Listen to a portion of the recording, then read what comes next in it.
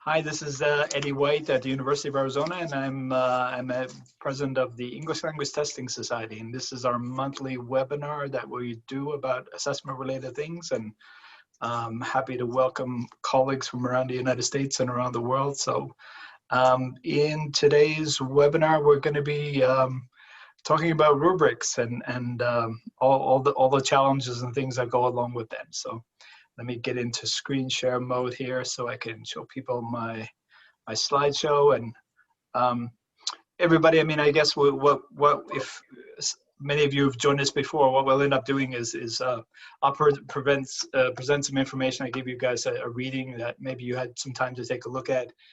And then we'll take a look at some things, take a look at a few rubrics also, and then I want to open it up for some discussion stuff. So I'm sure you guys will probably have some questions or comments because there's a lot to there's a lot of issues that are related to rubrics and why it's such an important part of assessment. So, and I mean, generally what we're doing is just promoting assessment literacy, you know, best practices in assessing students in the classroom, and if it's a larger scale assessment, just knowledge about assessment tasks and how tasks are scored also. Just a reminder about just the three main qualities of good tests. This came up in a previous slideshow, and I just decided to include it again just to remind everybody. Reliability is primarily concerned with consistency of measurement.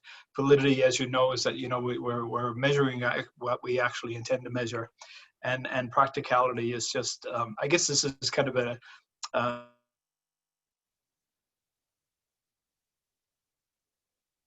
I guess that's primarily connected with large scale testing, this definitions. I mean, for classroom teachers, practicality is about time. How much time is it going to take for me to make the test? How much time is it going to make for me to grade it? Just if you consider these three main qualities of good tests, rubrics are probably connected to all three of them, but which one in particular do you think rubrics is connected with? Which one of those qualities or principles? If you had to choose one, which one would you choose? Validity. Validity, somebody's saying reliability. Reliability.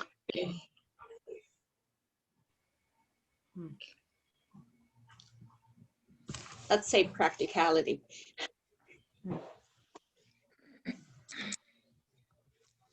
At least, I mean, reliability comes out because it's all about consistency of measurement, and that's what literally a rubric helps us to do, right? It helps us to maintain consistency.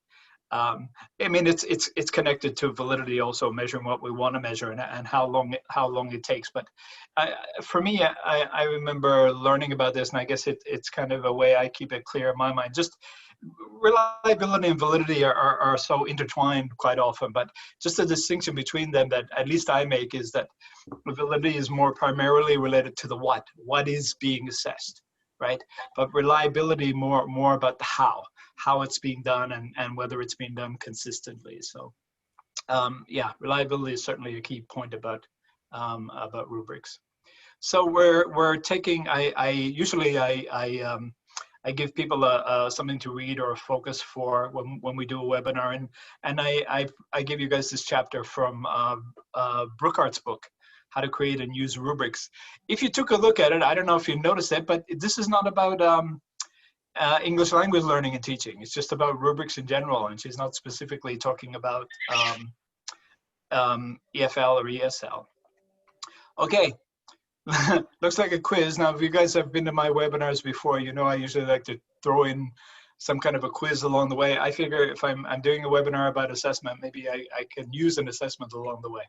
Okay, so it's a simple true or false quiz like you've seen before, if you've joined us before. How many statements are false? Which ones are false and why? And all of these statements come from that Brookhardt chapter, okay? So let's take a look. Rubrics are good for much more than just grading or scoring. They can function well with assessments with right or wrong answers. For most classroom purposes, holistic rubrics are best. Rubrics should be shared with students at the beginning of an assignment to help them plan and monitor their work. Most rubrics should be designed for repeated use over time on several tasks. I think I have two more. Analytic rubrics are not good for formative assessment. And rubrics are as good or bad as the criteria selected and the descriptions of the level of performance under each. So you're considering these 7 statements, and you're thinking how many statements are false, which ones and why. And you make the assumption that, Gabby, I think has a, Gabby, you have a question? Yeah, can I answer the question? Okay, wait, no, hold on. I'm glad you volunteered. I'm going to ask you in a second. Okay. You make the assumption that Eddie is following best practices in assessment, and I'm not trying to trick you with having nothing there as false, right? Although I could do that. Gabby, go ahead. What do you think? How many are false? I think 3 of them are false. Okay, stop there, and I'll Okay. come back. I'll come back to you. Gabby's thinking 3 are false. Anybody else? Any other numbers? Any other guesses, or would you agree with Gabby? I think 2 are false. You think 2? Okay, 2 or 3? 3. I say 3. 3. Abdul Samad, what is that? A peace sign or a 2? What are you doing there? Both. 2. Oh, 2. Okay, good. Gabby, you went first, so go ahead. Tell us which numbers, which 3 do you think are false? I guess they are number 2, number 3, and number 6. Aha. You said I guess, so that indicates not a complete level of confidence in your answers. Or are you just being are you just being careful? Yeah, I'm just being careful. You're just being careful. Yeah, okay. That was. But I think I really think 2, 3, and 6 are false. You see the difference there? A minute ago you said I guess. Now it's like I really think. Yeah. You really thought right. Yes. Okay. That's what. Yeah. 2, 3, and 6. Okay. So, yeah. I mean, just to quickly the issues. Usually, I mean, if rubrics. I mean, if things have a, what do they call it? Dichotomous scoring, whether answers are right or wrong. I mean, you don't need a rubric involved, right? And so number 2 is a problem. For most classroom purposes, analytic rubrics are best. Because why are analytic rubrics best for most classroom purposes? What's the problem with number 3? Abdul Samad? Yeah, I think because it gives more formative assessment for students to improve and to work on. Yeah. So it's not more summative; it's more formative for improvement. Sure, and the key point, of course, with formative assessment is just feedback. I mean, with analytic rubrics, we get feedback for the students. And number 6, yeah, I guess. Is this a problem with my quiz now? I think number 6 kind of gave did number 6 give the answer to number 3? Mm-hmm. Mm-hmm. Oh, okay. So this is a defective quiz here, right? Okay. Mm-hmm. Only one item. Yeah. So number 6, it should be holistic. Holistic rubrics are not good for formative assessment, and we'll take a look at some of these just as we go through, everybody. Okay, I'll keep going. So in Burkhardt's chapter, I reread it again this morning. She makes some really good points about rubrics. So I just want to go over some of them. So her definition is a good one. Is that a rubric is a coherent set of criteria for students' work that includes descriptions of levels of performance quality on the criteria. I guess if it's a large-scale test, it would be for test takers' work. And she says that from the definition, so the rubric has should have two major aspects. There's a coherent set of criteria, and the other part is the description levels of performance are there for the criteria. And she makes the point that the main purpose of rubrics is to assess performances.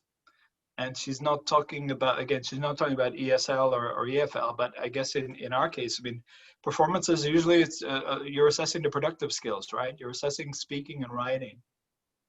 What about reading and listening? Could you use rubrics for reading and listening tasks or reading and listening assessments? Yes.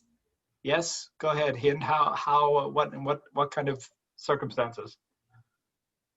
Like for example, we use PET and CAT Cambridge exams, Right. and we do have a rubric for, you said, for speaking and listening, right? Yeah, I mean, usually they're for speaking and listening, but usually they're for productive skills. But do you have them for speaking and writing? Do you have rubrics for listening and reading? Oh no. Yeah, We have for speaking. We have for speaking, sorry. yeah. Yeah.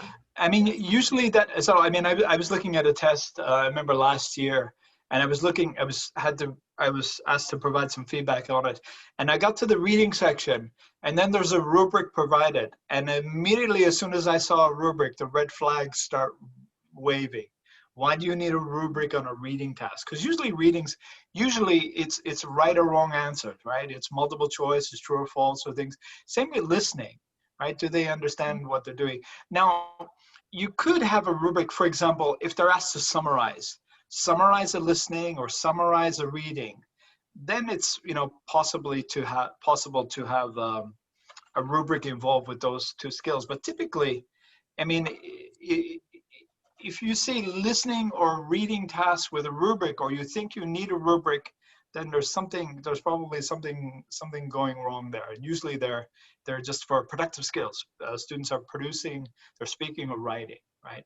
So usually we're assessing some kind of performance. Importance of rubrics, according to Burkhardt again, rubrics are important because they clarify for students the qualities their work should have, right? Notice this focus on the students. They clarify for students the qualities their work should have. And this point is often expressed in terms of students understanding the learning target and the criteria for success. Okay, and she makes this point, and which I have highlighted here. Okay, rubrics help teachers teach.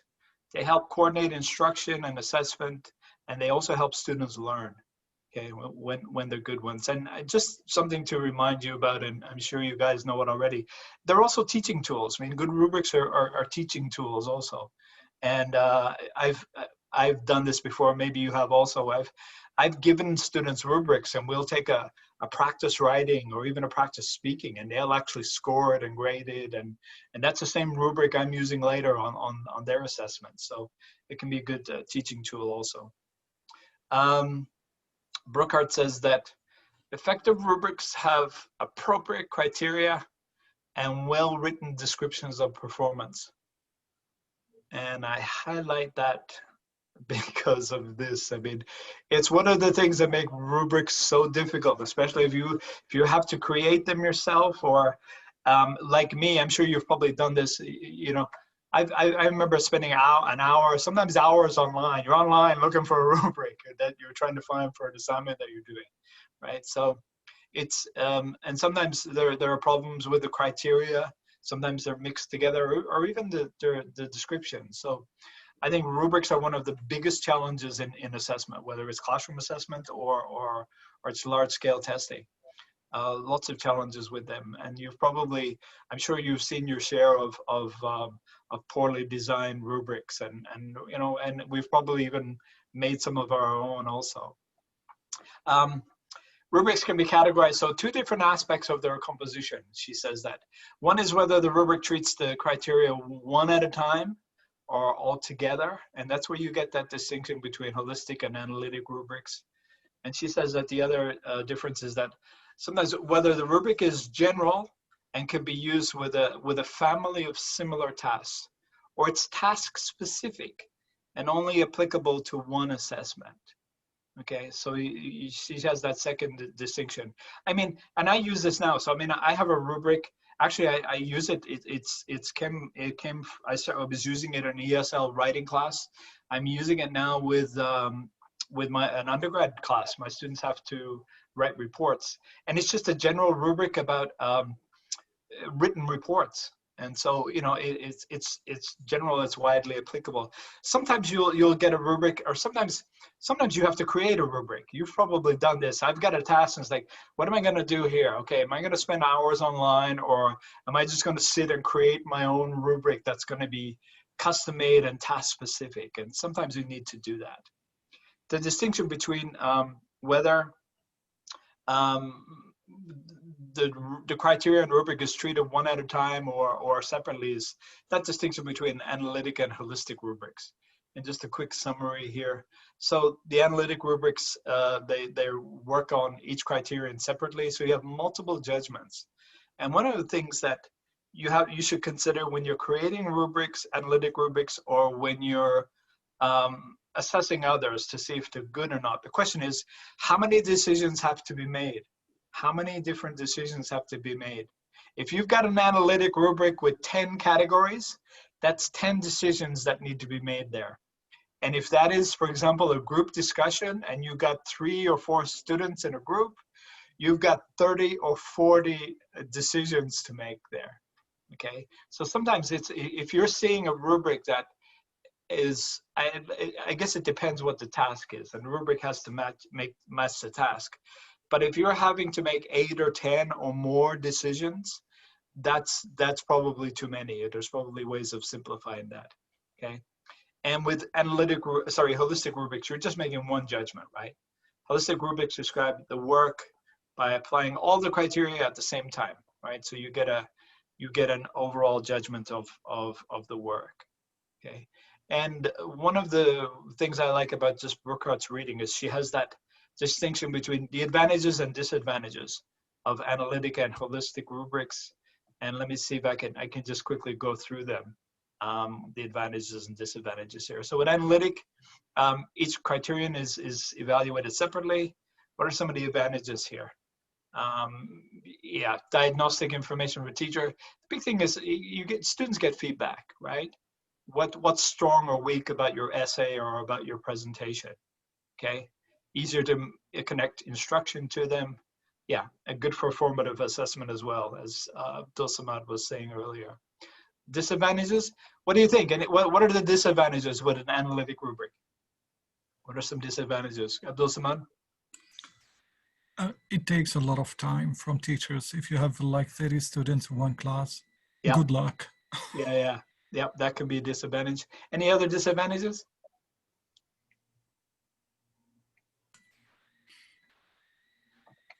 What does she have to say? Takes more time. Yeah, the second one is about integrated reliability than holistic rubrics. So, I mean, if you have, typically for classroom teachers are usually working alone, right? And we do our own assessments. So we just have to be consistent internally. So that's intra-rater reliability. But I mean, if you have, if you're scoring something together, like a placement test in a program, then getting inter-rater reliability and different teachers getting similar scores, that can be a challenge. Holistic rubrics, all criteria are evaluated simultaneously. Scoring is faster, requires less time, good for summative assessment. Okay. And the disadvantages were single overall score does not communicate information about what to improve. Yeah, it doesn't tell the students anything about what they should improve, right? So it's the key thing is it's not good for formative assessment. But it's particularly good for things like final exams. I mean, if you're doing final exams, there's no feedback going back to students. They're just getting a score or a grade. I mean, if you got a good holistic rubric, that can work really well. Okay. I think Burkhardt says in her chapter that generally speaking, for most classroom purposes, analytic rubrics are probably preferred. Okay, just some of the main ideas, main points from that reading. And then I think I have a few rubrics to show you. Just a slide that I use when I'm doing teacher training sometimes, and just some of the things we just talked about. I mean, rubrics are scoring guidelines. They provide a way to make judgments fair and sound when assessing performance. Yeah, I think you've heard me mention before that I work with a teacher, and he said that he used a mental rubric. There wasn't an actual rubric, just a mental one. And of course, the students can't see your mental rubric, so you need to give them one. Uniform set of precisely defined criteria or guidelines. Okay, let's see. I think I have a few examples to show you. This is a speaking test rubric. Actually, it's quite a quite a simple one, a holistic rubric. I think it comes from a book chapter I was using for teacher training, just pre-service teacher training. Very simple rubric about a speaking test. We'll see a more complicated one later. You see that 1 to 6 scoring there. By the way, one of the problems sometimes you get with rubrics is that, I mean, look at the scoring range that's being used. Sometimes you'll see a scoring range as like from 0 to 3. It's quite a small scoring range, and it's usually an indication of something problematic if that's going on. Here's an analytic rubric or a criterion reference rubric, and this is from a writing test. What are the criteria here? Content, organization, and coherence, vocabulary and spelling, grammar and pronunciation. One of the problems, as you know, sometimes is that with analytic rubrics, sometimes people are combining categories that shouldn't be combined, right? Like content, you see content and organization. You'll see them together in one criteria, content and organization, when of course they should be separate. They are separate things, okay? Couple more here. This is a holistic rubric for writing. And this is all about essays. And it's out of 100 points. And yeah, just 10-point variation there, all the way excellent, good, satisfactory, weak, unsatisfactory. Why is unsatisfactory there rather than here? Okay. This one, you may have heard me talk about this before. This is an Esl Composition Profile. Actually, we took a quick look at this when we talked about assessing writing. This has been around since like the 1980s, and it's been used a lot. I've used this a lot. I've chopped this up and made different variations of rubrics for paragraph writing, also for essay writing in my classes. I like those criteria very much. Do you see the criteria? You see content, organization, vocabulary, content, organization, vocabulary, language use, and mechanics, okay? And language use, we're talking about just, he's talking about grammar, sentences here, mechanics on the bottom. Notice the difference in scoring. Content out of 30, organization out of 20, vocabulary, language use out of 25, mechanics is worth much smaller. And I think I agree with that representation too. If students are writing an essay, the most important thing is the content, the ideas that are there.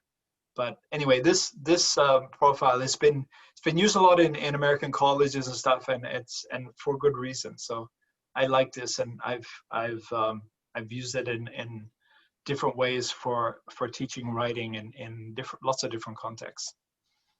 Here's a more detailed speaking rubric from our good friends at IELTS. So this is an example of a large-scale testing rubric, of course. Look at the, you see the band categories all the way from 9. Okay, and look at the criteria here. Fluency and coherence, lexical resources, primarily vocabulary, grammar, a range of grammar being used, also the accuracy and pronunciation. So you have these these 4 interesting categories. Okay, is this a holistic or an analytic rubric? It's a holistic. Holistic? Yeah? Yes, everybody agree? Abdul Samad, you're shaking your head? Go ahead. I would assume it's analytic because it gives like multiple criteria in details, the numbers, and even like specific under each like category. That's at least how I see it. Okay. Ankit, hi Ankit. What did you think? I think it's like it do the analytical thing, but it give a general band for everyone. Yeah. Like, you know, it's like in between. So what do you think? Is it holistic or analytic? It is analytical to analyze the like speaking. Yeah. But when the result, it gives like general answer like 6.5, 7, like. Yeah, that is a very good answer, Ankit. I'm thinking, is it analytic or holistic is a good question. And I'm thinking I should know the answer because I was an IELTS examiner for 2 years. And I've forgotten this, but now it's familiar to me. Yeah, I mean, it's a holistic rubric. I mean, you give one score. But Abdul Samad, I mean, I can see why you might think it has analytic features too. But I guess this is primarily for the person who's making the judgments about the performance, right? But usually we would, yeah, you're giving a score. So it's an example of an analytic rubric. But you see just the different scoring ranges. And I think what's very interesting is just the categories they use for determining speaking skills. And one more thing, like I think it's go more the side of holistic because like actually I was doing the analysis of this rubric as assignment. So one thing I find out like is if examiner gives score like 6.5, 7.5. Yeah. So in like for example 6.5, the person has like 4 categories like fluency, lexical, and in that there are more 3 or 4. So for example, he has 20 categories to work upon, and you don't know where to work upon. Yeah. So in that way, it's more holistic kind of thing. See, that's you're right, Ankit. That's a good point. Good point also. Okay, good. And then any other comments about this one? Yes. Can you comment on the fluency and the coherence together? Yeah, Tanya, that's a difficult question. No, and I'm thinking about my examining days also. I mean, fluency primarily is my understanding is fluency is primarily about rate of speech, how quickly the person is producing the language, right? But coherent is that it's got to fit together also, and sometimes it has those coherence markers. But or however, or you have those things that, and you see it, Tanya, I mean, I guess a good example is we see it in writing, right? When students are writing an essay or something, primarily we think about coherence with the writing is coherent and they're adding language and you can see the coherence in there.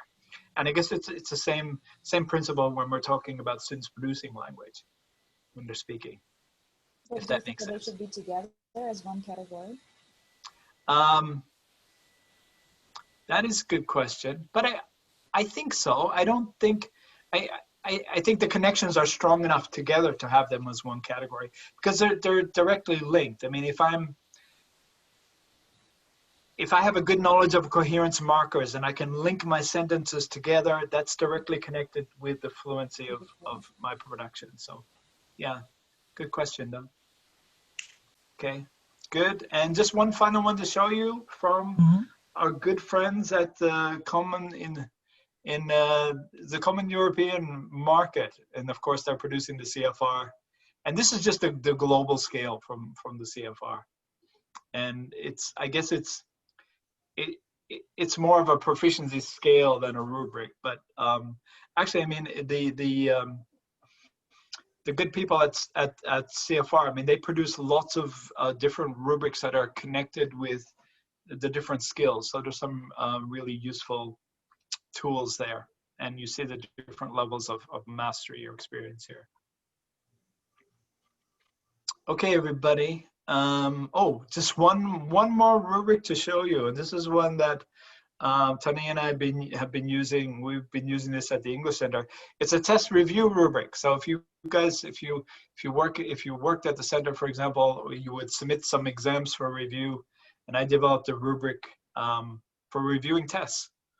And the criteria are good, I think. It is whether it's valid or reliable, etc. We had some issues and decisions about how we rated each category. But anyway, this is a rubric that we use to give feedback to teachers about the tests that they were producing and just formative feedback for them. So we used that for a couple of years, just assessment committee. Primarily, it was also for the committee to develop their assessment literacy also. Okay, and that is the end, I think, of my talk. So let me get out of let me get out of screen share for a second here. And so, I mean, what kind of issues, challenges, what questions do you have about rubrics? I'm sure you have some. I think they're quite a challenging part of our job. Anything that you saw or anything else about rubrics you're wondering about or want to discuss? Go ahead, Abdul Samad.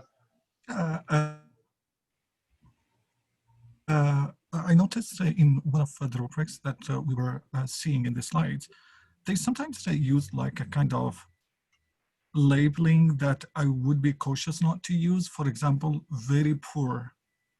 So instead of that, I would like put developing, so that even like give the students the hint and even like the message, it's still at the beginning, so it's okay.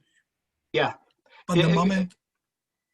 Good point, Abdul Samad. I mean, just the language that we use in creating the rubrics, and I mean, we want to give students quality feedback and about their performance, but you know, we don't want to be not too negative, but just the language. I mean, it's such a, you know, assessment can cause. Yeah, I guess cause is the right word, but just there's a strong emotional reaction that goes along with it also. Right. So we try to be a little bit careful with the language that we're included in rubrics. So absolutely, good point. Yep. What else? So what kind of issues do you guys have with your programs or what you're doing with rubrics? I have an issue with our exams. Like our students are A1, A0. And we start with the ABC when they come in Foundation 1. And then in Foundation 2, they're supposed to, and even in Foundation 1, we introduce exams like PET and CAT, Cambridge exams, which are really, really advanced. And right. There's a certain rubric for marking these exams.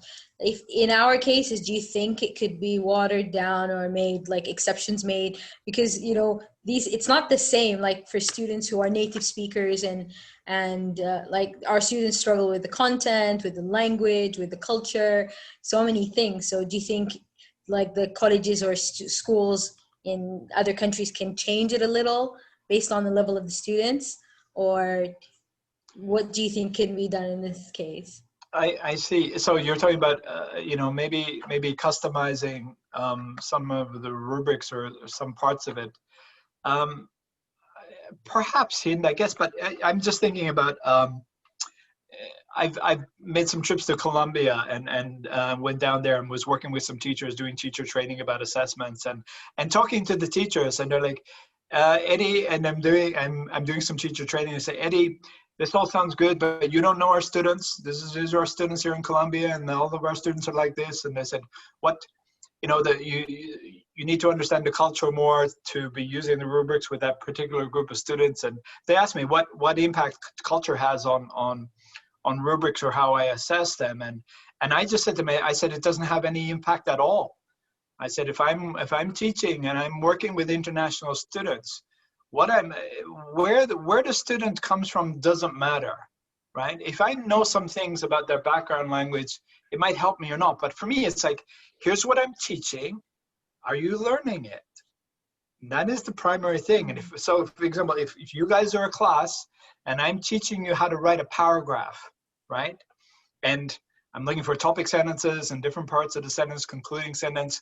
And my rubric is exactly about that. My rubric has the different parts of a paragraph, and it has the, you know, you need to check your spelling and all those things.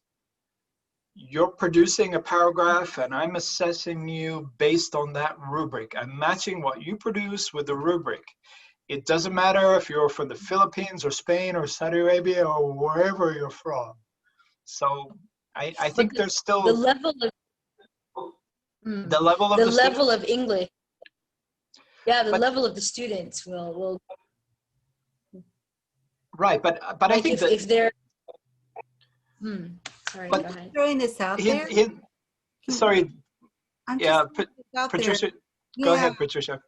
Content might depend on culture. What Sure. do you think about that? Okay. Yeah, and Hinda, I was just going to say that some of those things I think you're talking about student level, that's when you're talking about learning outcomes now. And what you're talking about content and curriculum. What is in the curriculum? What are the learning outcomes, right? But the same principle still applies. I mean, the same principle, if I'm teaching students how to write an essay or how to write a sentence, I can have a very simple rubric about writing good sentences. And I'm teaching you how to write good sentences, and I'm just evaluating I'm evaluating. Oh, you're frozen.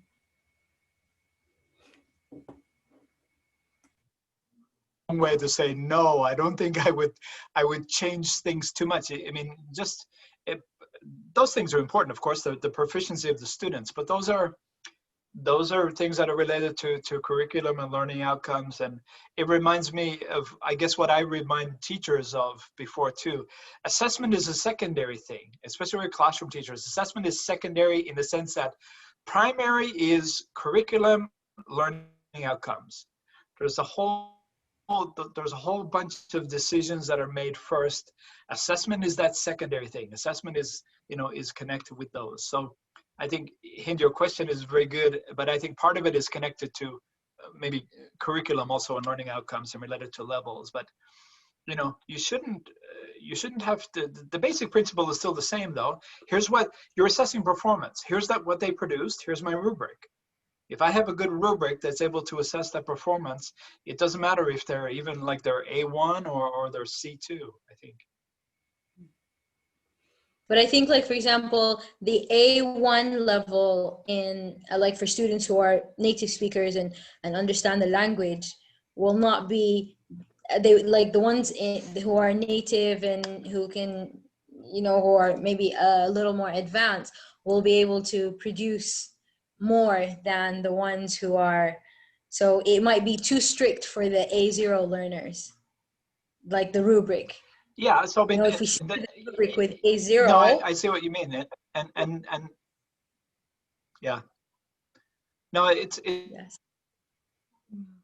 It's a good point. And in that case, you would have rubrics that match the curriculum and things for that, that A0 or very low levels of proficiency.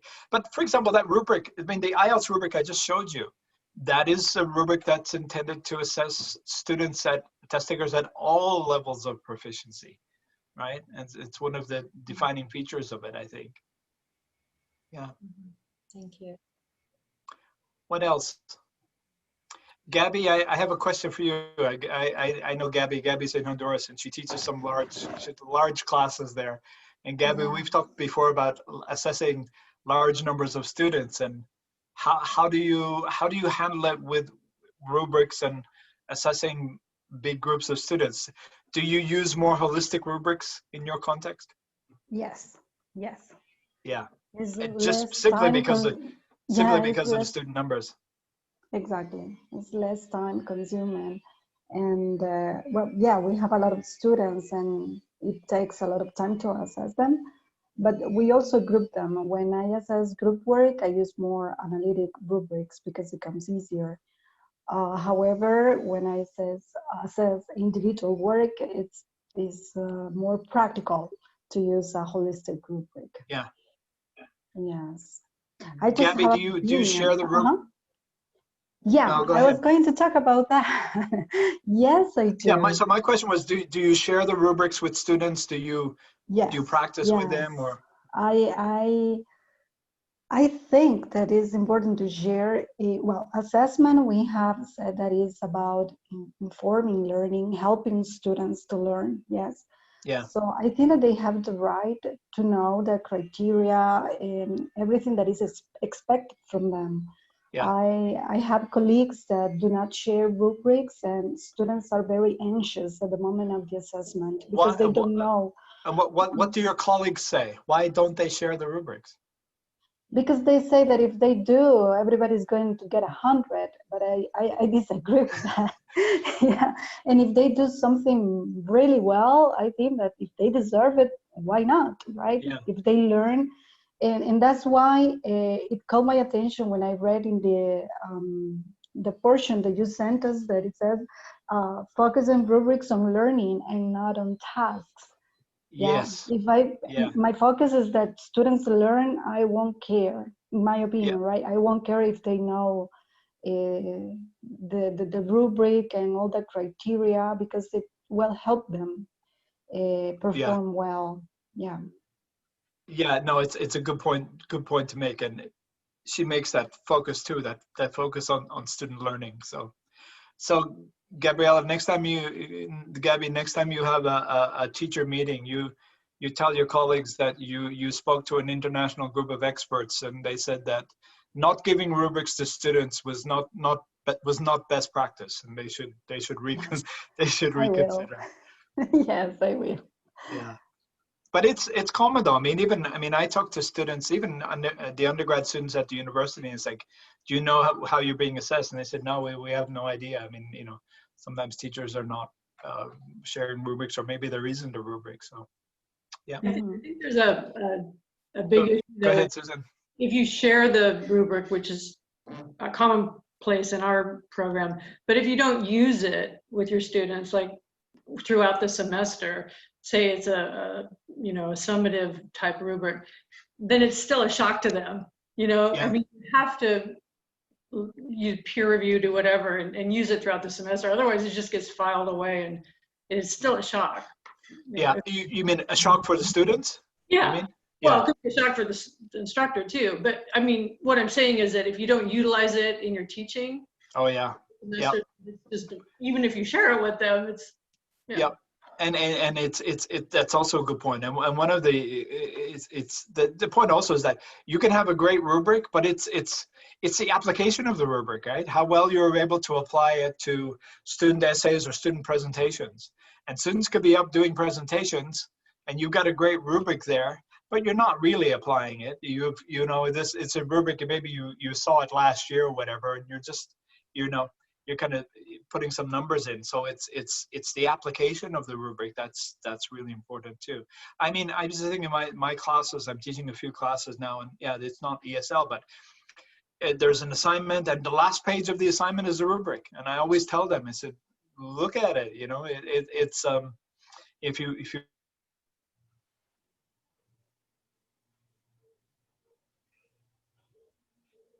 when I'm grading their stuff, I draw up the rubric, and I'm starting cutting, pasting stuff. See these things I mentioned in the rubric that you didn't do, and that's why. Okay. Yeah, I feel when I started giving my students the rubric, I felt like their performance had improved, because they do look for the things that that are in the rubric. So it does help them focus on that during tests. And another a good way to extend that usage, if you can do it, is I get students to use the rubric and to grade it. So, for example, I'll give them a practice paragraph or a practice essay, and I'll say, everybody read it and give it a grade. And then they compare their grades and stuff, and it becomes almost a whole class where they actually use the rubric and they start grading the practice. And then I think it really helps them when they're doing their stuff too. Yeah, definitely. I'll try that. Thank you. I have a question. Yes. Because sometimes we design or develop rubrics, but as we have discussed, we aren't sure if they are okay. And it caught my attention, you have a rubric to assess tests, right? Teacher-made tests. Do you have a rubric to assess rubrics? Yes, I do actually. I found one somewhere online, and Gabby, if you send me an email, or I'll see if I can find it later, and I can send it to you. Yeah, there is a rubric actually for assessing rubrics, and it has things like, for example, separate categories are not combined on a rubric, and there's an effective score. There should be an effective scoring system, right? That's somewhere, either it's between 0 to 5 or more. So yeah, there is a rubric for assessing rubrics too, and I can show you that later. And you've seen them, and I think you guys have a pretty good idea of problematic rubrics. And you get problematic rubrics, sometimes they're too detailed, there's too much information, right? You look at the rubric and say, oh my God, there's no way students are going to read that. reading that rubric in itself becomes this very difficult task, right? And the teacher is trying to include almost everything, and you get this long, complicated beast that it's just it's actually counterproductive. It's even worse than not having anything. So and then on the other side, you get something that it's just like it's way too simple, and you'll see. I remember seeing rubrics that you have 5 different categories, and it's, you know, all the way from weak, unsatisfactory, satisfactory. And it's like, and there's information filled in about each one of those, and then like 0 to 5, and numbers 2 and 4, for example, there's nothing in there at all. It's just completely blank, and you know, and it's another example of just a defective rubric. So. And yeah, scoring systems can be problematic too, and including things like you get, for example, and I think I've mentioned this before in scoring writing, and you get things you see critical thinking in a rubric, and the essay shows lots of critical thinking or no critical thinking, and I text the teacher, I say, "Are you teaching critical thinking?"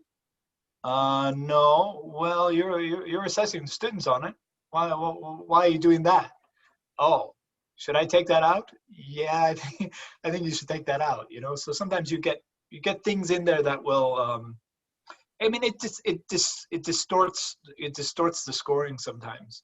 You know, Yeah. and it's important that the rubric's got to match the task, right? Whatever the task is that they're doing, there should be a strong connection between the rubric and the task. And if there's that disconnect there, then you're gonna have you're gonna have validity issues with any scores that you're producing. Yeah, talking about those like a kind of off-topic things in rubrics, I still remember one teacher was talking about creativity, and I was like, oh, and it was in the rubric, and I was like, Yeah. Oh, so how do you define creativity? Yeah. That was like a big question for me. And even the teacher was assigning like almost 20% of the final 100. I was like, that's a lot, and I'm not sure Yeah. if that's going to be clear. Yeah, and that's, you know, that's clearly a problem. Or sometimes you get, and I've seen this before, is like it's an essay writing it's an essay writing assessment, and the rubric is pretty good, but the task was an exercise in creative writing. And it's like, imagine you lived on Mars or whatever it was, and like the prompt is just, and literally it's all about creative writing. And somebody with a poor imagination, me included, I mean, I would have a very difficult time. It's like, well, is this a creative writing class? Why are you giving them that task, right? So, you know, that the rubric has to match what is that's going on in the task, and almost that, I guess, with speaking, and particularly with speaking and writing, almost a definition of a good test, right? You have a good task there, and you also have a good rubric that's in place, and you know, that really dramatically improves the validity of the test, and you know, everything that's going on with that. Can I ask a question? Go ahead, Ankit. Ankit, by the way, welcome. I don't think you've joined us before. Where are you? Please tell us about your context. I'm from Australia. I'm studying in University of Wollongong. Oh, okay. I know Mike. I'm Mike Burry. My friend Mike is. Oh, really? Yeah, he's my lecturer. Okay, great. Okay, yeah. Please go ahead. What was your question? So I'm very sorry. Like, I was just listening to your discussion, and one thing I found, like, yeah, all the rubrics you're focusing and relating to the task, but as Susan,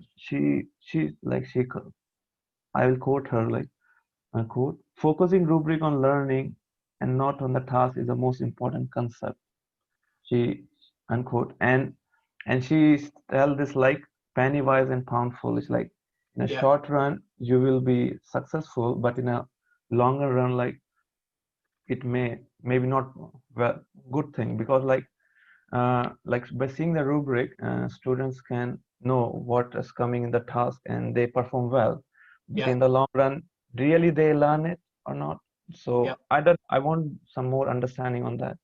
Well, I mean, I can see why you mentioned it. I'm glad you asked. I was reading this earlier too, and actually, in the quiz I gave you earlier, I had something in there about that, and I took it out. So I mean, her point that she's making in that chapter is that the focus should be on the learning, and not on the task or on a judgment. And particularly, she's talking about judging students, and I think particularly she's referencing if you don't have a rubric at all and you're just making a judgment. But if you have a rubric, then there's a task there. But she says that it should be about the learning and not about the task. But, and Gabby, you notice this too. And what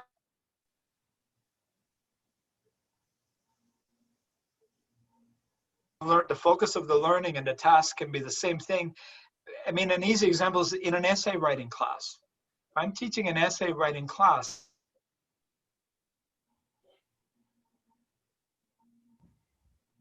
Giving them is write an essay. So I think I was getting, to be honest, I was getting slightly confused with the point Brookhart was trying to make. I mean, I agree that of course the focus should be on the learning. But Gabby, did you think this also, that sometimes they can be the same thing? What you're teaching can also be what the task is too. And so I don't, Yeah, sometimes there's not a clear distinction between the two. Yes.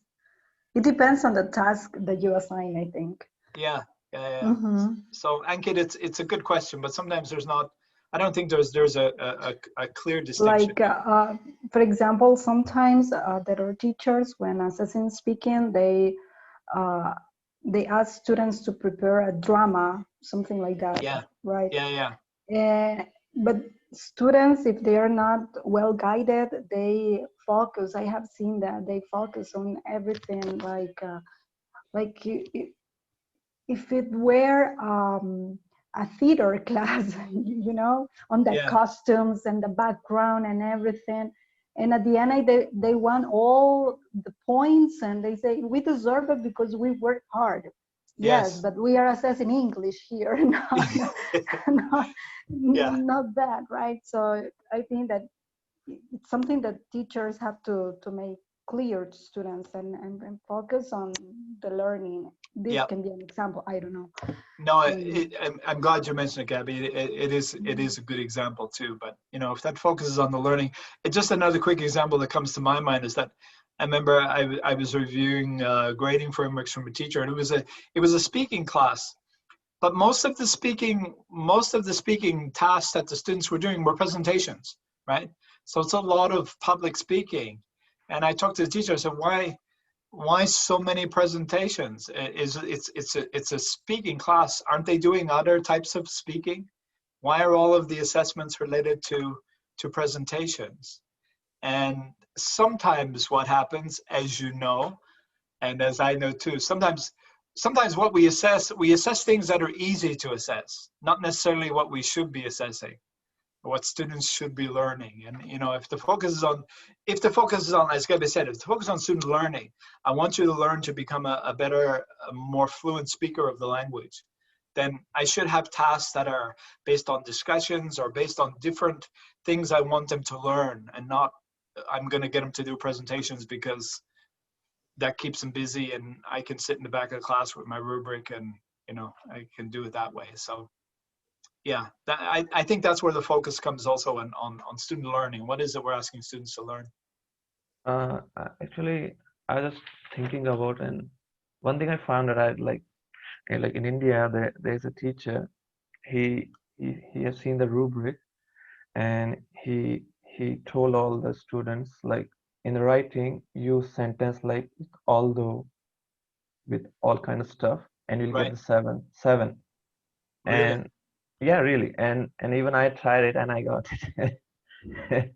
so that's what I'm talking about. Like, he's teaching use the sentence with although, does, like in different places, and you'll get the 7 score. And many tried it, many got it, but in the end, like, really they've learned how to write proper paragraph. That was, I see. like, So you're talking about he's teaching them how to use certain words or phrases. Yeah, this is for an external test. Yes, this for IELTS I'm talking about. Yeah. You sometimes you see that sometimes, and I think I work with Tani, and we do interviews sometimes for proficiency interviews at the University of Arizona, and sometimes you get these phrases that'll come from students, right? And there are two sides to every coin, or right, these beautiful English phrases come out, and it's completely out of place in their discourse, because meanwhile they're struggling to put together sentences, and meanwhile you'll get these, and you know that they're producing these certain words and phrases because they've been taught if you produce these, you'll get a higher score. So, yeah. What do you do in that case? In that case, I mean, you ignore it, or you're aware of it, and yeah, I mean, you ignore it, but it's. I'll ask Tani what she thinks also, but I mean, sometimes it can be what. Does it produce a negative effect on the score? In some, possibly yes, because it's an indication that you're having trouble with the language, because you need to put in these fillers. You need to try and convince me that maybe your proficiency is a bit higher. Whereas, so, but on the other side of that, Mike, is that if a student is using it, because you know that they've heard it or somebody suggested, if they're throwing in once or twice, then I mean, you would just ignore it. But I mean, it can also be an indication of a lower level of proficiency also, because if they're resorting to those types of phrases. Tani, what do you think? I don't have a lot of time. I have to look to my Okay, sorry. second, but I agree. And I think whenever I see those formula-like expressions, they can work, but only if they're used correctly. And usually those students, they have lower levels of proficiency. They're using those formula-like expressions in places where they shouldn't be using them. Like, for example, I had one test taker in which I was asking a question with two options, and he would always respond, "But yes, of course."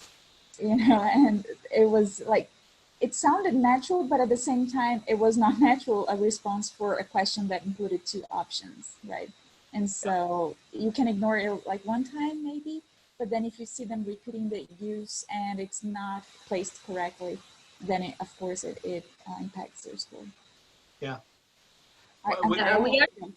Thanks, Tani. We actually experience that a lot when we do these speaking exams, because at the beginning they're taught, how to start the sentence, so they memorize actually, and some of the topics are repeated as well for the speaking. So when we're doing rehearsals or like practice tests, they kind of do, it's not natural. It's something that they've studied and they've memorized.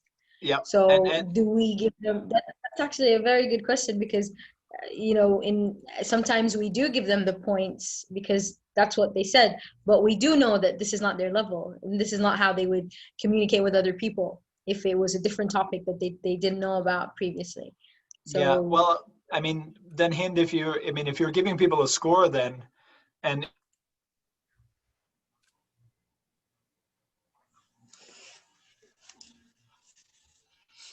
sometimes it's I mean, you have the scoring and the task. So I mean, generally, and it's I always find this a good way to think about assessment. Basically, you have two things. It's either the task and the scoring, right? And sometimes it's a series of tasks, but sometimes the scoring and the rubric can be fine, but what is it that you're asking students to do? There's a problem with the task. And anything where you're getting prepared speech, it's prepared language. If you're getting prepared speech, prepared language, for example, students know the interview questions and they have the answers already there, that is a huge problem. I mean, any scores that you're giving them, it's almost invalidated, right? And just an example, I remember just when I'm teaching a speaking class, and typically my final exam is a small group discussion, right? And students, they don't know what the questions are going to be. I'll put some questions on some cards, whole bunch of questions. They put them on the table, and they're picking the questions and they're asking each other. They have no idea what the questions are going to be. And before the exam, they're asking me, of course, Eddie, what about the questions? And I say, yeah, what about the questions? Well, can you tell us something about it? And they kind of know what the topics are, but they want more information. And I tell them, I say, well, how about this? If we were going to the coffee shop to get a coffee together, before we go to the coffee shop, do you think it's good that we talk about, I give you the topics for our conversation before we get there? And they're like, no, that's kind of stupid. And I'm like, well, it's it's not a natural conversation. So you're getting into task problems. If students are coming with scripted language, prepared speech, whatever, I mean, you can have the best rubric in the world, and you've got invalid scores going on there. It's not we don't give them the test questions in advance or topics, but in general, like some of the topics are repeated, and there's a kind of structure, like some questions at the beginning when they introduce themselves, they're fixed questions, and then some of the topics when they go to past papers and look at the past papers, so there's they're kind of like similar topics. Yeah, it's like kind of it's funny because and as you know and I know, if I was a student, I'd be doing exactly the same thing, kind of thing, right? So, and sometimes when I talk to teachers about what they're doing, and it's good, I find them and said, so how about if you were a student in that class, would you be fine with that? So it's like, even about rubrics, about not sharing rubrics. I say, okay, how about you're a student? Is it okay if I don't give you the rubrics? And no, it's not okay. Well, I mean, it's not okay if you were the student. It's not okay if the students are the same also. So it's tricky, Hin. I mean, you're trying to develop the proficiency. You've got large groups of students, but we try to make it as natural as possible, I guess. Yeah. I was thinking how I can get the rubric idea beyond and for next stage. And I'm thinking how I can use the rubric as a kind of a self-assessment, but more scaffolded self-assessment way. And my idea is, if for this assignment, for like the first paragraph draft or the essay draft, we have like 100 points or 50 points, I would give the students the rubric and I will let them know, you know what? I'm getting 50% of the grade. You got 50% of the grade. I'm putting my 50% of the grade here in those criterias with this like divisions, and you have your 50% of the grade to put and divide between the criterias. That will help me to see what the students are looking as strengths in themselves. So they will put like higher number where they can work well. But also I can see where they are putting like smaller like numbers and grades, and how for next third, fourth, fifth rubrics like assignments or projects, I start a kind of challenging them to change their like allocation or divisions of the grades. That's a long-term way of looking at it, but it can be that sounds a bit complicated though, Abdul Samad. Is that a lot to keep track of? What do you mean? Sorry. Are you trying to keep track of individual students over longer periods of time? Isn't that just the practicality side of things can be challenging for me. I mean, sometimes if my student, like I have a rubric, and if I want to get a first draft from students, I'll use the same rubric. I'll take out the scoring system I have, and I'll just replace it with something. I replace it with strong and weak. Here are the strong parts, and here are the weak parts of your first draft. There's no, I'm not giving them any score at all on that. It's formative feedback. And I could leave it completely up to them. I'm telling you what's strong and what's weak. It's up to you. If you want to fix it, you can, and if not, then but you can suffer the consequences. But you can use the same rubric for formative purposes also. Just taking out the scoring or adjusting it a little bit maybe. All right, everybody, thank you. We've lost some people and we're kind of out of time. I hope you found it useful, and come back again next time, and we'll do another webinar, and it's good to see everybody. Thank you. Thank you very much. It was great. Thank you. Bye-bye. Bye-bye.